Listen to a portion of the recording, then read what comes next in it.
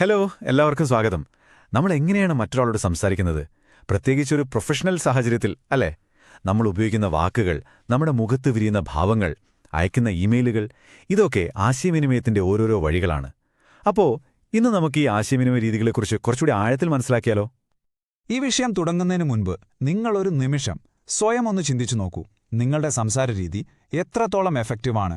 കാരണം നമ്മളിനി സംസാരിക്കാൻ പോകുന്ന ഓരോ കാര്യവും നിങ്ങൾക്ക് എവിടെയെങ്കിലുമൊക്കെ കണക്ട് ചെയ്യാൻ പറ്റും, ഉറപ്പാണ്. ഓക്കെ, അപ്പൊ നമുക്ക് ഏറ്റവും അടിസ്ഥാനപരമായ കാര്യങ്ങളിൽ നിന്ന് തന്നെ തുടങ്ങാം. നമ്മൾ പറയുന്ന കാര്യങ്ങളും പറയാതെ തന്നെ മറ്റൊരാൾക്ക് മനസ്സിലാവുന്ന കാര്യങ്ങളും, ഇവ രണ്ടും എങ്ങനെയാണ് ഒരുമിച്ച് പ്രവർത്തിക്കുന്നതെന്ന് നോക്കാം, അല്ലേ?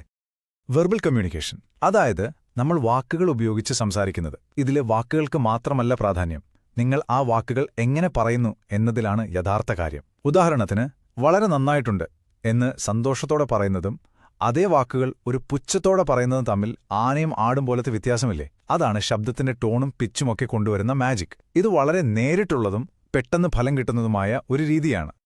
ഇനി ഒരു വാക്കുപോലും മിണ്ടാതെയുള്ള സംസാരത്തെപ്പറ്റി ആലോചിച്ചാലോ? അതാണ് നോൺ വെർബൽ കമ്മ്യൂണിക്കേഷൻ. ഒരു ചെറിയ പുഞ്ചിരി അല്ലെങ്കിൽ ഒരാളെ നോക്കുന്ന നോട്ടം, എന്തിന് നമ്മൾ ഇരിക്കുന്ന രീതി പോലും ഒരുപാട് കാര്യങ്ങൾ മറ്റൊരാളിലേക്ക് എത്തിക്കും.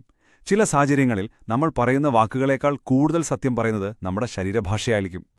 ഈ രണ്ട് രീതികളും എങ്ങനെ ഒരുമിച്ച് പോകുന്നു എന്നതാണ് ഏറ്റവും രസകരമായ കാര്യം. നിങ്ങൾ സങ്കടപ്പെട്ടിരിക്കുമ്പോൾ ഒരാൾ വന്ന് ചോദിക്കുന്നു എന്തെങ്കിലും പ്രശ്നമുണ്ടോ എന്ന്. നിങ്ങൾ ഒരു കുഴപ്പമില്ല എന്ന് പറയുമ്പോഴും നിങ്ങളുടെ മുഖം വാടിയിരിക്കുകയാണെങ്കിൽ അവരേതായിരിക്കും വിശ്വസിക്കുക? തീർച്ചയായും നിങ്ങളുടെ മുഖഭാവം. അപ്പോൾ നമ്മുടെ ശരീരഭാഷയ്ക്ക് നമ്മൾ പറയുന്നതിനെ ഒന്നുകിൽ ശരിവയ്ക്കാം, അല്ലെങ്കിൽ പൂർണ്ണമായും എതിർക്കാനും കഴിയും. ഇത് മനസ്സിലാക്കുന്നത് വളരെ പ്രധാനമാണ്. അടുത്തത് എഴുത്തിലൂടെയുള്ള ആശയവിനിമയം, അതായത് റിട്ടൺ കമ്മ്യൂണിക്കേഷൻ. ഇമെയിലുകൾ, റിപ്പോർട്ടുകൾ, അല്ലെങ്കിൽ ഒരു സാധാരണ വാട്സാപ്പ് മെസ്സേജ് പോലും ഇതിൽ വരും. ഇതിന്റെ ഏറ്റവും വലിയ ഗുണമെന്താണെന്നോ? ഇതിനൊരു സ്ഥിരം റെക്കോർഡുണ്ടാവും. നാളെ ഒരാൾക്ക് മാറ്റം മാറ്റി പറയാൻ പറ്റില്ല. അതുകൊണ്ട് തന്നെയാണ് ഓഫീസുകളിലും ബിസിനസ്സിലുമൊക്കെ ഇതിന് ഇത്രയധികം പ്രാധാന്യം കൊടുക്കുന്നത്. ശരി, ഇനി നമുക്ക് നേരെ ഇന്നത്തെ ഡിജിറ്റൽ ലോകത്തേക്ക് വരാം. നമ്മുടെ കയ്യിലിരിക്കുന്ന ഈ മൊബൈൽ ഫോണും കമ്പ്യൂട്ടറുമൊക്കെ നമ്മുടെ സംസാര രീതിയെ എങ്ങനെയാണ് മൊത്തത്തിൽ മാറ്റിമറിച്ചത്? ഇലക്ട്രോണിക് കമ്മ്യൂണിക്കേഷൻ ഒരുപക്ഷെ നമ്മളിൽ പലരും ഇന്നേറ്റവും കൂടുതൽ ഉപയോഗിക്കുന്ന രീതി ഇതായിരിക്കും. ഇമെയിൽ, സോഷ്യൽ മീഡിയ, വീഡിയോ കോളുകൾ, ഇതൊക്കെ കാരണം ലോകത്തിന്റെ ഏത് മൂലയിലുള്ള ആളുകളുമായും നമുക്ക് നിമിഷങ്ങൾക്കുള്ളിൽ സംസാരിക്കാൻ പറ്റുന്നു. ഇതിന്റെ ഗുണങ്ങൾ നമുക്കെല്ലാവർക്കും അറിയാം, അല്ലേ? ഭയങ്കര സൗകര്യമാണ്, വളരെ വേഗത്തിൽ കാര്യങ്ങൾ നടക്കും, ദൂരം ഒരു പ്രശ്നമേ അല്ല. പക്ഷേ ഇതിലൊരു വലിയ അപകടം ഒളിഞ്ഞിരിപ്പുണ്ട്. അതെന്താണെന്നോ?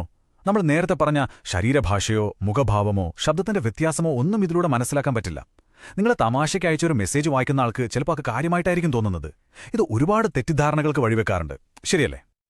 അപ്പോൾ നമ്മൾ ഇതുവരെ പറഞ്ഞ ഈ പലതരം ആശയവിനിമയ രീതികളും ഒരു ജോലിസ്ഥലത്ത്, ഒരു ഓഫീസിൽ എങ്ങനെയാണ് ഉപയോഗിക്കുന്നത്?